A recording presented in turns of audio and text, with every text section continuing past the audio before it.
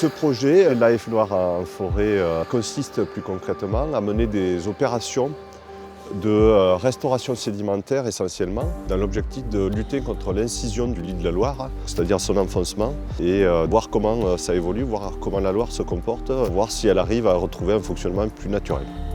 La Loire, elle nous a donné le nom à notre département. C'est aussi ce qui, du nord au sud, fait l'unité, puisqu'on vit sur les bords de ce fleuve. Notre fleuve a beaucoup souffert dans les années passées. Cette portion est comprise entre deux barrages, le barrage de Grandjean et le barrage de Villeray. Donc l'enjeu était vraiment de donner un coup de pouce à ce fleuve, de façon à qu'il retrouve sa vie d'antan. Je crois qu'aujourd'hui, on va lui rendre toute sa majesté, sa dignité et son utilité écologique.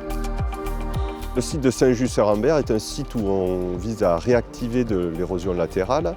Donc c'est le premier chantier qui est mis en œuvre dans le cadre du projet Life Loire en forêt. On a opéré d'abord un déboisement sur un espace qu'on avait identifié sans enjeu particulier. Et puis dès le mois d'août, les travaux ont repris avec des fouilles archéologiques en réalisant des sondages terrestres et également des prospections aquatiques avec des plongeurs.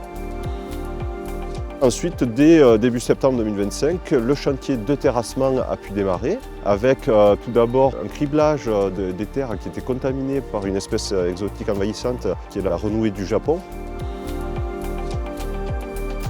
Et ensuite, on a commencé à prendre les matériaux et on a constitué à la fois un merlon et puis des zones un peu plus basses pour insérer ces matériaux dans le lit de la Loire et lorsque la Loire aura des débits plus importants, reprenne ces matériaux de façon progressive pour nourrir finalement son lit.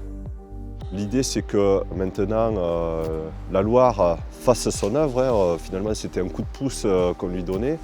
Et donc, au gré de ses crues, elle va reconstituer son lit, son matelas alluvial de charge solide qui lui fait fortement défaut aujourd'hui. Ces espaces-là, ils vont très vite se revégétaliser. Et c'est l'objectif parce qu'en fait, un cours d'eau, ça vit, ça bouge.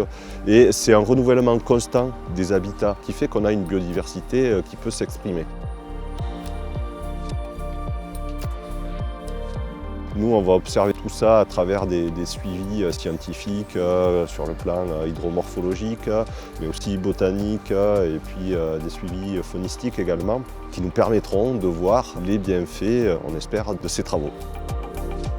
C'est le dernier grand fleuve sauvage de l'Europe, donc c'est aussi important que la Commission européenne, que l'Europe s'intéresse à notre pays et à notre fleuve, et en plus à notre département. Donc c'était une vraie réussite, c'était un gros travail. Ça nous permet d'avoir des financements importants avec des entreprises locales qui travaillent.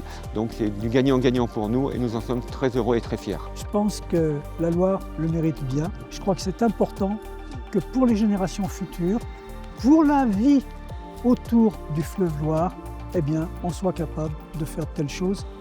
Et ceci, on le fera tous ensemble.